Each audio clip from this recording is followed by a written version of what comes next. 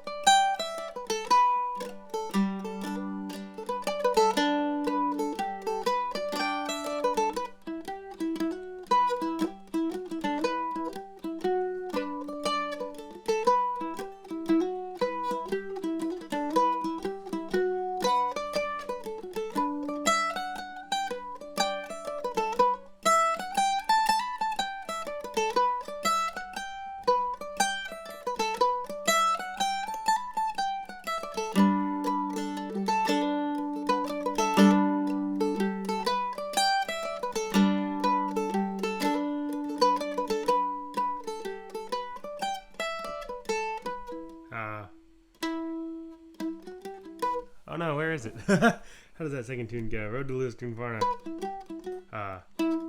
There it is. It's hard to get into.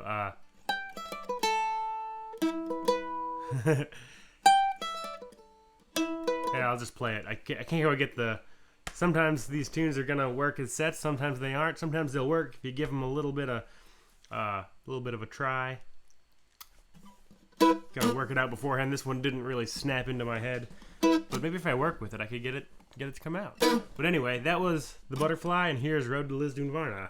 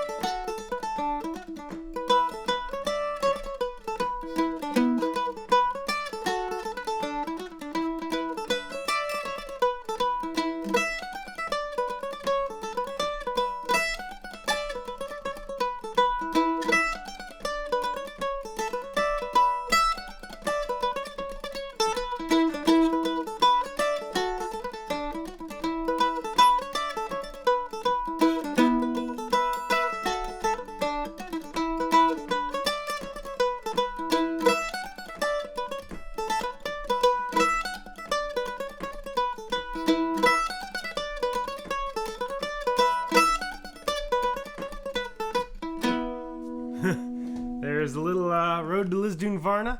Played more like a slide. A lot of people sort of play it a bit more like a jig. A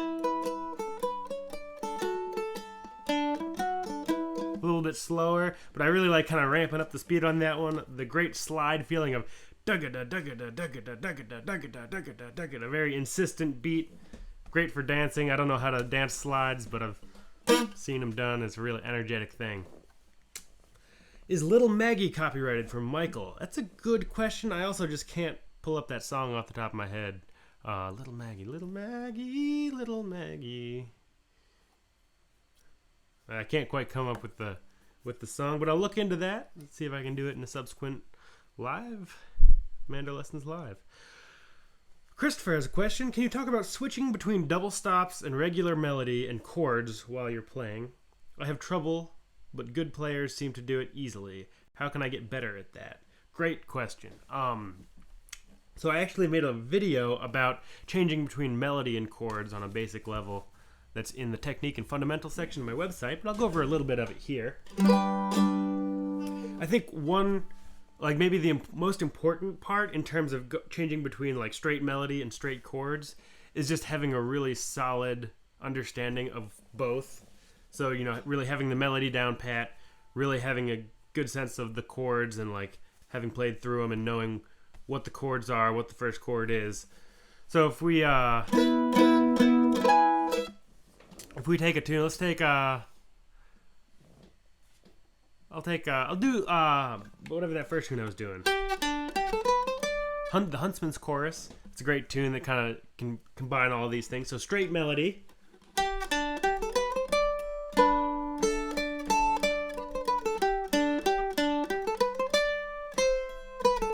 And chords.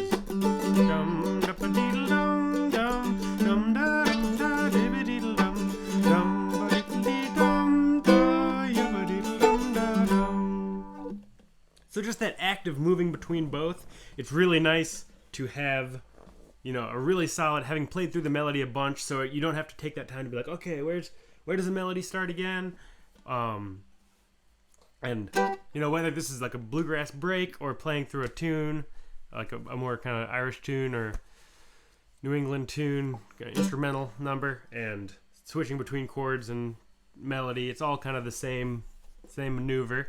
And having both down really solid. So knowing that your first notes and your first chord, and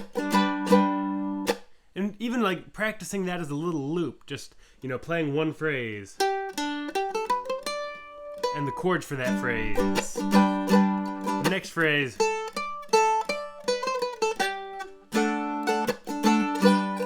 Next phrase.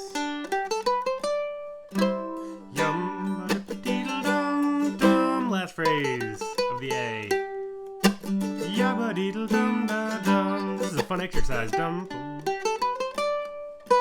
Yum bo da ba deedle dum dum. Yum ba dum da deedle deedle dum. Yum bo da ba deedle dum dum. Yabba deedle dum da dum. That's really fun. I should do that more often. It's you know, it really makes you go back and forth a lot. Makes you have a better understanding of the kind of phrasing of the tune. That was a lot of fun, and I'm going to start doing that more. But, so that's one thing, is just getting them really solid into your heads. Into your head, assuming you only have one. And then in terms of, you know, whether you're playing a tune single melody, you could do the same sort of thing. So maybe you do one phrase of single melody, and then you could either do the same phrase with all those double stops.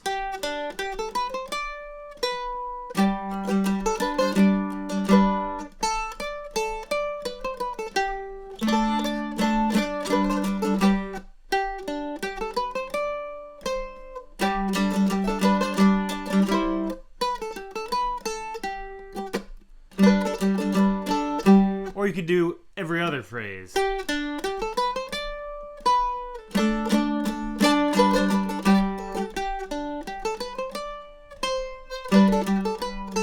Or the other way around.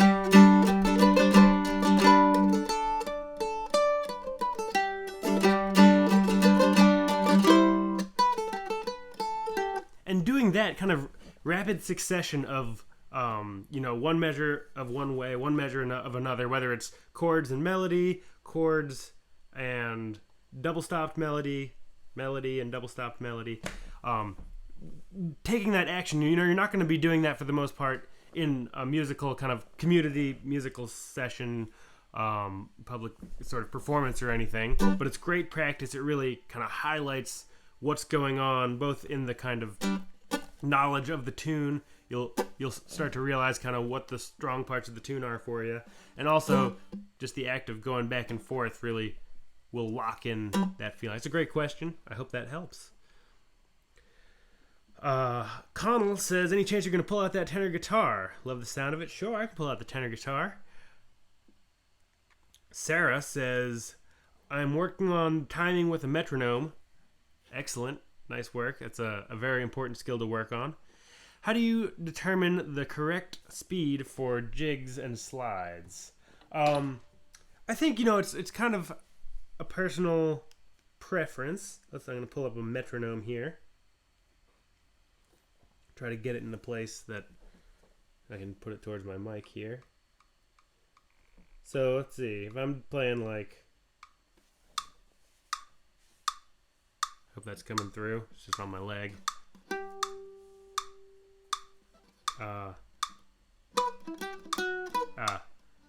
So maybe like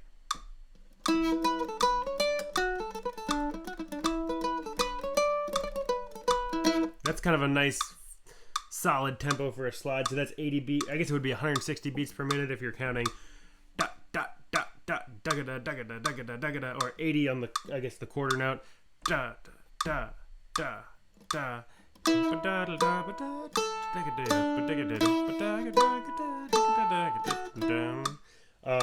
But you know, I think if you're not playing for dancing, just play. I think, you know, especially with a metronome, the thing that I love to do with a metronome is really play, you know, using a metronome to slow down rather than speed up. So if I want to work on this tune, you know, maybe I'll go down to 50, and we have 4.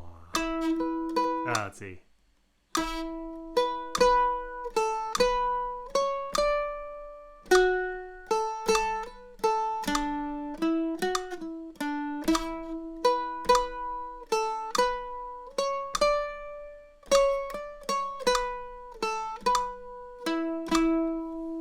You know, doing that sort of thing, because then these clicks are farther apart, and you really need to pay a lot of attention on, and there's so much space and like vastness between those clicks that if you're playing, you know, really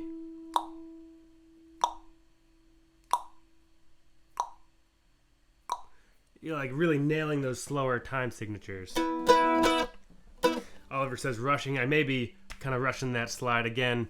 I don't know exactly how fast folks tend to dance slide. So there's kind of the two questions. It's, are you playing for traditional dancing, at which point there's kind of the tempo necessary to keep the dancers happy. And then there's, if you're just playing for fun, what speed is comfortable for you. And seeing, and working with the metronome again on a slow setting. I've learned so much about playing with the metronome by making the slow version of the play-along tracks on my website. When I first started, it was a real challenge for me to really like get my head into that really slow tempo and stay on the ball. But I've gotten better at it over the years after, putting out probably 100 play-along tracks. That's a lot of practice of playing at 40 beats per minute or whatever it ends up being. All right, I hope that's helpful. Let's see what else. We got more questions. Love seeing them roll in. Dean says, when improvising, are there runs you can use like when playing the guitar, depending on the key, of course? Yeah, definitely. What I would recommend is do a lot of listening. I think you're probably like referring to like that kind of G run on a guitar. And I think it's a combination of finding a pleasing musical sound and also kind of working to the strength of the instrument. So what, having that little line on a guitar is great. And it's kind of laid out nicely on the guitar. But, listen to music and, try to find those little runs that really appeal to you and then see if you can work them out. So a lot of times you'll hear like something like that. And as you start hearing them more and more, just kind of catalog them in your mind and be like, oh, okay. And when you hear it enough that you're like, okay, that's definitely a run that I want to know. Pick it out, learn it in a couple keys.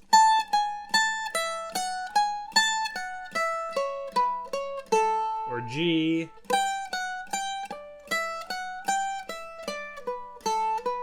Or F.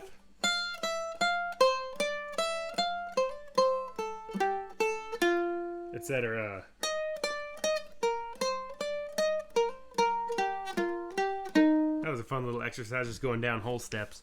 Try it in a bunch of different keys, and then you'll just play them a lot, and they'll really start integrating into your playing, and you'll start a little collection of runs that sound good to you. Hope that helps answer your question. And again, in terms of like, I guess the question is, are there runs you can use like when playing the guitar? The answer is yes. In terms of specifics, listen for them in music, and once they sound familiar to you, you could probably say like, okay, that's something I've heard a lot. Let me get that under my fingers.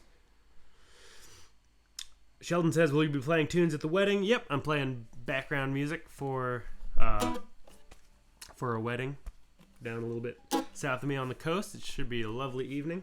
Looking forward to it. Playing with my friend and bandmate Julia. Just want to make sure. Seems like I had a little skippy moment there, but I think I'm back in business. Yep, playing in with my band Velocipede, which is a duo. Julia Plum plays fiddle. I play mandolin and tenor guitar. Yeah, it's nice to have a little bit of background music while you're wining and dining after your wedding. Cool. Marini, I hope I'm saying your name right, is recording The Butterfly at 110. Sounds good. Yeah, that's a good clip.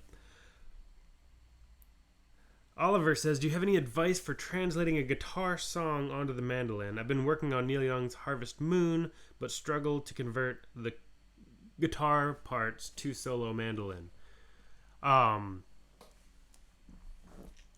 That's a good question. I think this is maybe connected to Dean's question about, finding the runs and little breaks that you can find on a guitar and finding them on the mandolin. It's definitely worthwhile to, see if you can take a guitar part, just if it's kind of a melodic based part. If you're playing on a guitar and you don't know where to find it on the mandolin, I think, just naming the first couple notes. Say, okay, pretending I'm on a guitar now. What is that? That's B, D, E, G. And then bring it to the mandolin and say, okay, where's my B? Okay, that goes a little too high. Let's see, can I do it lower?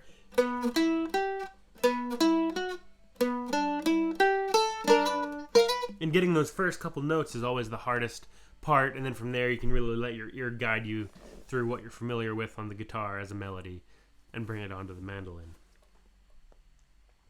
And then there's going to be some things that are really kind of guitar specific with voicings and little riffs that you might not have those options on the mandolin, but try it out, see if you can get them, and if you can't, try to change them up a little bit so they fall a little easier on the mandolin fretboard.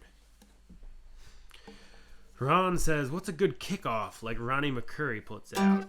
That's a good question. I can't think of anything off the top of my head. I haven't listened to the Del McCurry band in a while. But Ronnie's the man. I love his playing. I used to see him at a lot of bluegrass festivals. Really solid mandolin player, one of my favorites. I can't really approximate what he does off the top of my head, but I'll look into that and see if I can get a better sense. That's why I love getting questions that I don't know the answer to, because it gives me something to go look up and maybe talk about in a future lesson. Great question, though. Dan says, could you give me a quick shot of how your strap is connected near the nut? I have an A style and would like to give your style a try. Yep. So it might go a little out of focus here, but let's see. So what I have is the strap. It's just kind of, let's see, I try to get this in a way that you can see it. Oops. So it's just kind of a regular old, trying to do too many things at once, strap with a hole in it. I actually cut this strap down a little bit. This is just the Planet Waves strap that I talk about on my website. Under the About section, I've got a gear page. And then I've just got a little loop of string that I tied underneath there. Just a little shoelace that goes underneath the strings on the nut. And on this mandolin, I just have it tied around. There's a little end pin down here. I've got... this is always just the end pin here. And under the nut, on both mandolins, it's around the end pin. And on my Ellis, it's got a raise, so this fingerboard is flush to the instrument, so there's nothing that you can't get underneath there. But on my Ellis, it's a raised fingerboard, and you can slip, rather than have it attached up underneath the nut, you can put it under there. And that's my first choice of place to put a strap. Loop some string underneath the fretboard there and around the back of the mandolin. It holds a little bit. I like that feel a little bit better, but that's not an option on all instruments. So if you're looking to try it, and some people just prefer the under the nut style, give it a try. All it takes is a strap and a piece of string, or you can just use a shoelace or an old belt, things like that, just to give it a try.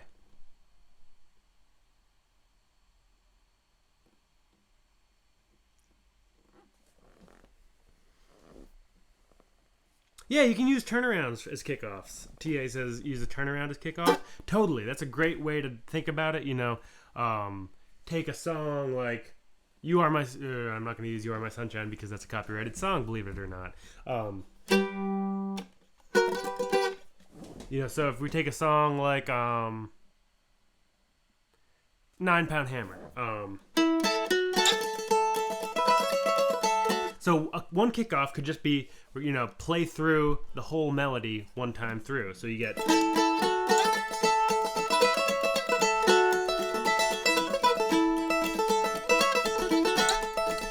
This 9 pound hammer is a little too heavy for my side, etc. Or you could just do kind of the last line of that melody. This 9 pound hammer is a little too heavy for my side, So your kickoff could be just this kind of second half of that. This 9 pound hammer is a little too heavy. Or you could have it even shorter. This 9 pound hammer is a little too heavy Or you could just do 1, 2, 3, this 9-pound hammer, and then everybody comes in, so you have this little vocal kickoff where it's just nice sparse, this 9-pound hammer, and everybody comes in, big sound all at once. Listen to your favorite recording, see what they're doing. Use little bits of the melody as turnarounds. It's a very common tactic. I know Ronnie does that. Or you can work up something a little more advanced, a little more, like you could get a little farther afield. Maybe you go, let's see, I'll just make something up.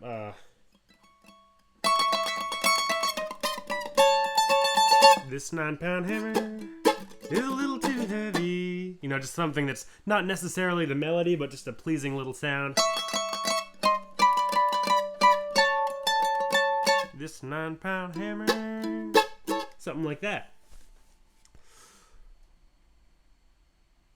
Lewis says Neil doesn't use standard tunings on Harvest Moon, which is going to affect sort of some of what sounds right and what kind of how it transfers over to the mandolin. Great little bit of information there. Thanks, Lewis.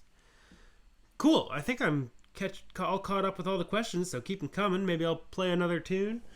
Also, if anyone can remind me, now that I'm thinking about it, what was the tune last time I did one of these that we were all going to jam on together today? I can't remember off the top of my head. I'll see if I can look it up in the show notes of last week. If you're not familiar, recently a friend of mine made kind of a live episode guide and tune index that are, if you go to my website and click on the live Q&A button on the left-hand side, there's links to just kind of Google files up on that you can look at, and they're all hyperlinked up, and she did a really great job putting it all together. And you can see, you can kind of search through old lessons a little easier than watching hours at a time. But if you want to watch hours at a time, by all means, go right ahead. I'll look back and see if I've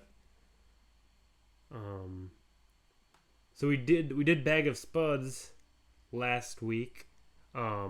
Maybe did I say let's do Waterbound? I think that might be what I said. I said let's do Waterbound next week. Oh, there we go. People are already chiming in. Waterbound, great. So yeah, maybe let's play a little bit of Waterbound. Great old time tune. I'll play it through once while people are getting their mandolins out and set up, and then tuned up and all that. I think I'm pretty in tune. I should maybe check though. Oh yeah. I'll play through it once so you can get a sense of what it sounds like, and then we'll all play it together. So here's the tune. It's in the key of A.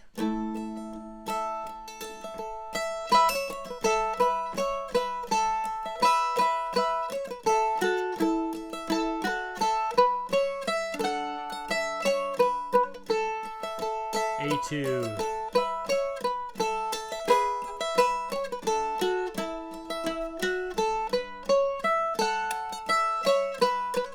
B.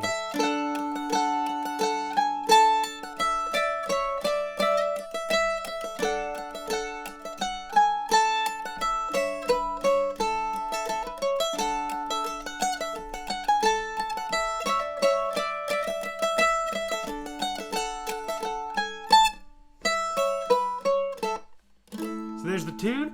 If you've worked on it since last week, great. If not, see if you can pick up a little bit of it. If you want to learn the whole tune later on, it's on my website. It's called Waterbound. It's an old time tune in the key of A. So now that maybe people got their mandolins on and tuned up and ready, let's play through. Play like maybe 5 times. I'll play the melody, you play the chords. We'll swap, and then let's just both play the melody. Maybe if you want to work on a little bit of harmony, you could try that. See how it all comes together. See what you can do with it. Again, key A, if you want to just noodle along, that's great too. So let's do it at that. So that was a nice feeling speed. 1, 2, here we go. You play the chords.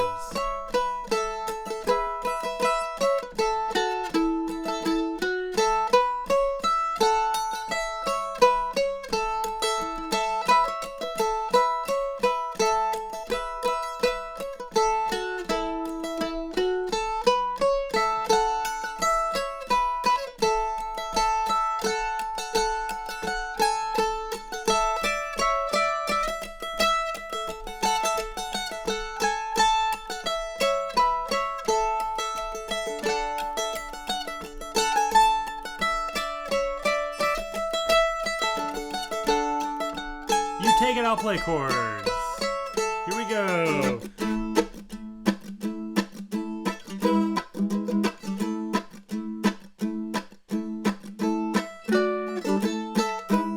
A2.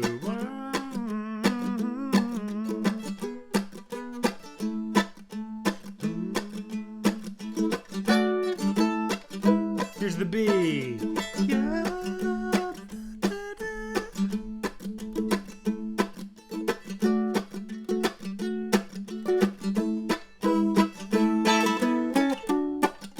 B2.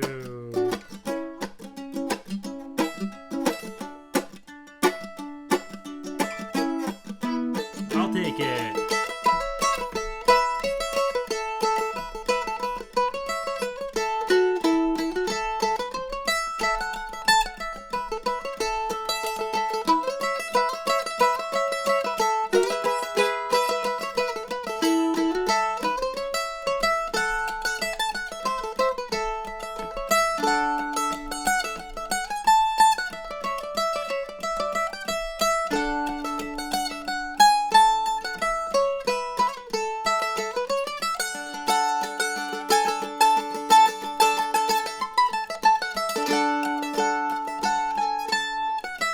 You go for it.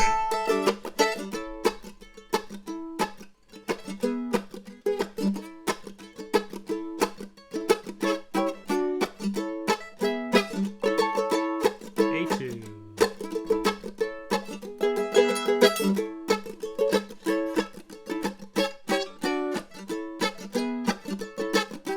B.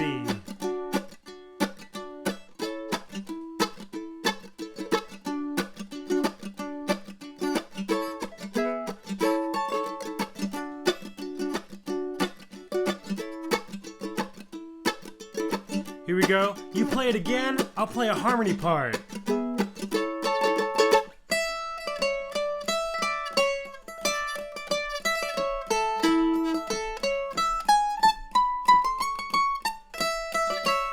A2.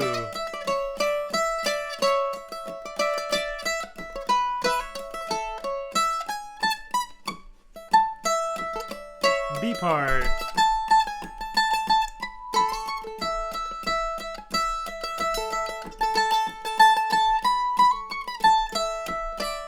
B2.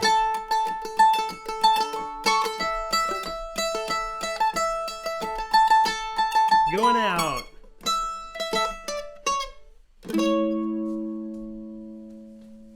All right, beautiful. That was a lot of fun. I love doing those. I can't remember who suggested that a couple weeks ago, but that's a super fun thing to do, and I think people enjoy doing that. So if you have any suggestions for what we should do next week, throw them down in the chat. Oh, Uncle Bobby, thank you so much for the super chat donation. Really appreciate it. Helps me continue doing these sorts of things. So thank you very much. But yeah, if you got suggestions for tunes to do next week, maybe pick a tune that's on my website, just so that the sheet music and the lesson is all there for people who want to learn it between now and then. Or if it's a tune that you already know that you really want to work on getting a little bit more comfortable improvising with, or adding in some double stops, things like that, this is a great way to set yourself a little homework for next week. So if you got something in mind, throw it in the chat, and we'll see what people come up with. And if people can't decide, I'll just pick one off my site randomly in a couple minutes. I'll play another tune while you throw in some ideas. Let's see, what do I want to play here? What haven't I played yet? Play a Quebec tune. I don't know if this is on, and I don't think this is on my website, but it's fun.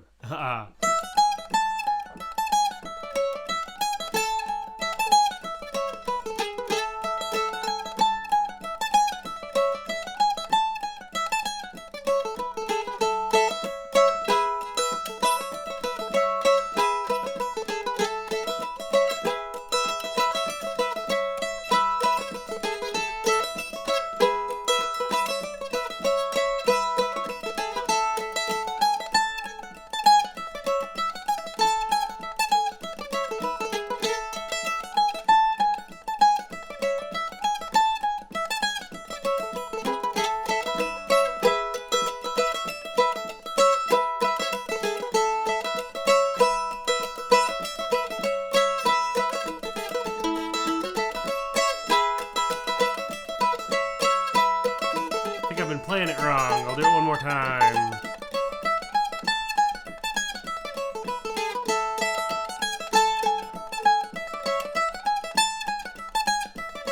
Here's the right B part.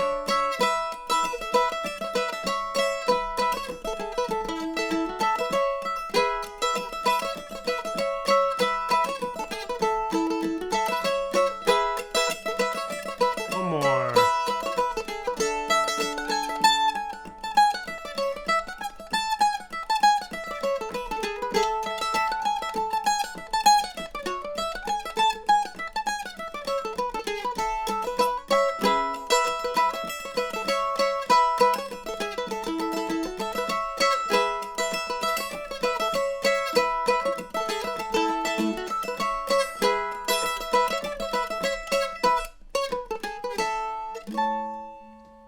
I can't remember what the name of that tune is off the top of my head. It's a great Quebec tune. I'm going to look it up right now because I know where to find it. Thank you so much, Connell, for the Super Chat donation. Appreciate it. Thanks for helping support my website. All right, we got a couple suggestions here. I'm just going to find this tune before I get too far down the road.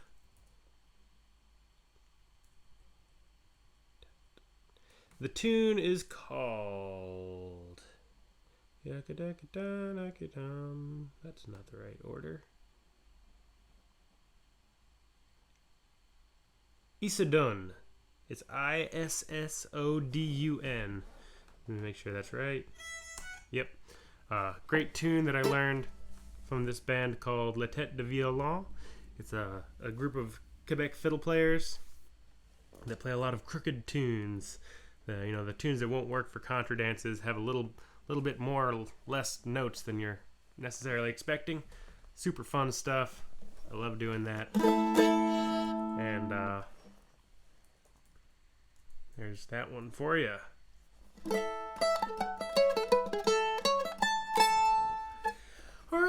All right. Thank you so much, Dan. Super chat donation as well. I really appreciate it. Thank you, everyone who's been donating. Really helps things move along on the website and helps me do these sort of things and put out new lessons every week, so it's all going to a good place. Thank you. Uncle Bobby says, could you play an original tune? Actually, before I get there, let's do Sail Away Ladies next week. I'll play Sail Away Ladies from my website, so you can get a sense of what it sounds like.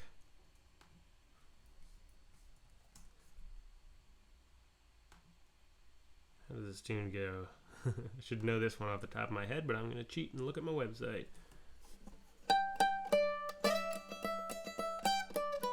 Okay, there it is. Key of G. Some people play this tune in the key of A, but it seems like key of G is maybe a little bit more popular. I think it's mostly played in A where I live, but both keys are fine. Learn it in both if you want. But we'll play it in G because that's what's on my website next week. And it sounds like this. Let me just make sure everything is running as it should be. It seems like it's a little choppy when I'm trying to do too many things at once, but this is Sail Away Ladies, the tune for next week. Here you go.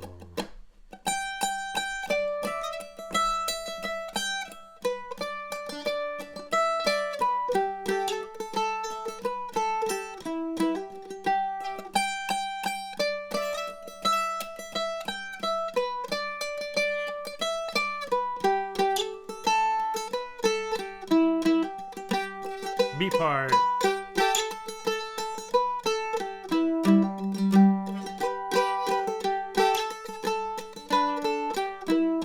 B2.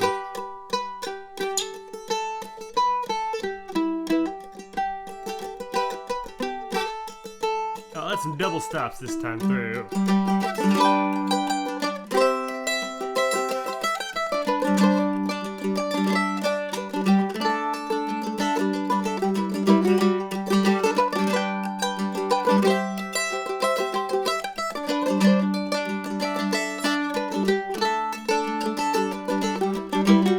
B part.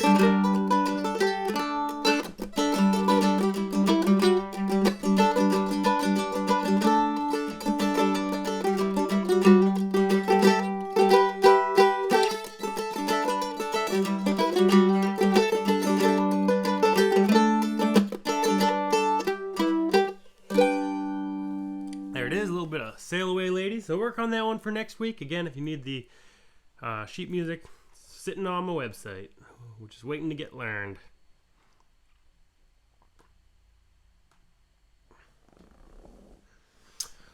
So Uncle Bobby has requested that I play an original tune. Sure, I will play a tune that I've just started playing again. It's one of the first tunes I ever wrote.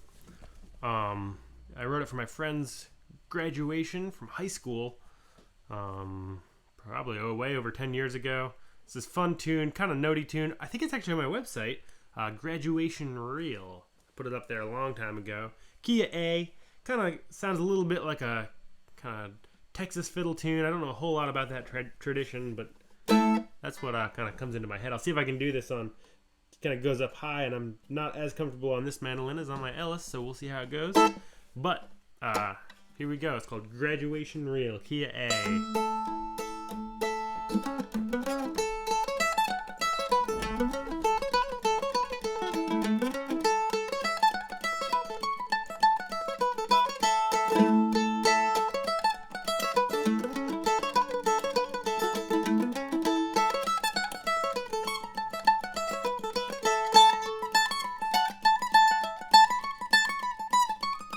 Whoops.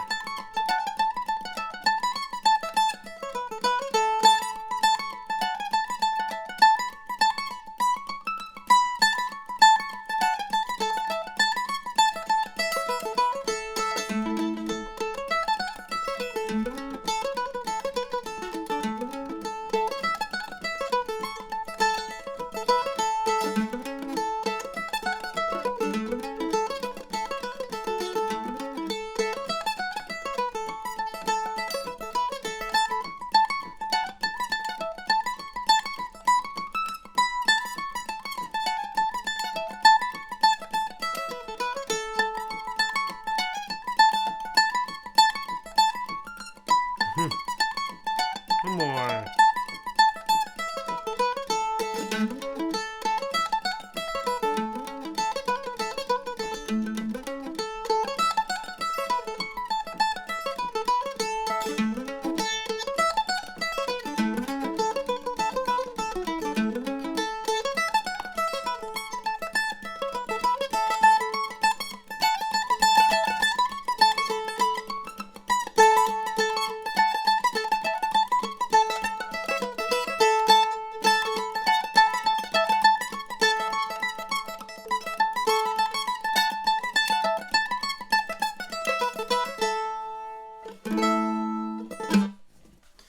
That was fun, and a couple clams in there, but that's why it's folk music.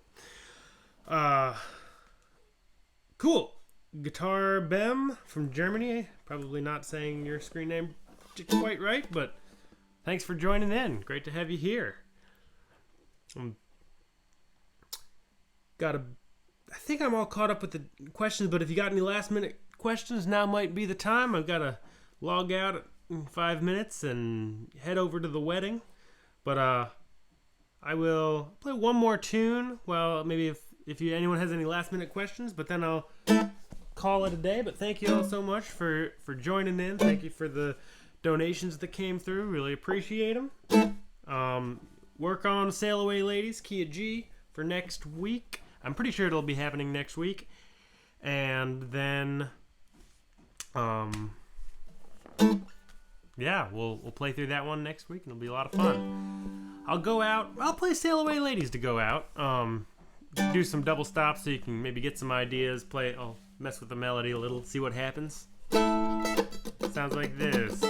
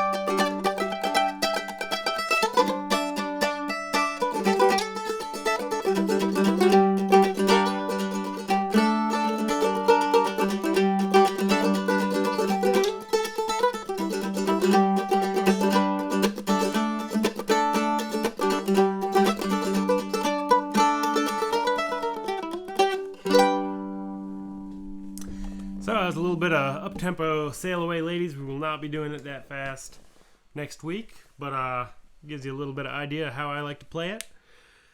All right, Mr. Cough Drop, good to see you. Says, any chance of putting out a lesson on squirrel hunters? Yeah, I could probably do that. I think it's on my list somewhere, and it's traditional, so that would be fun. I could play a little bit of that one before I go too. Uncle Bobby says, on chop. I don't know if this is a question about chop chords. He says, Roland White has videos on using alternate chop chords. Cool. That's very... I have to look those up. Roland's an amazing mandolin player. Total legend. Love his style. Yeah. So I'll play a little bit of Squirrel Hunters as one last tune and call it a day. But thank you all for joining in. See you in the next one. Next week. How does the Squirrel Hunters go? Oh, I'm blanking on it. Squirrel Hunters. Oh, there it is.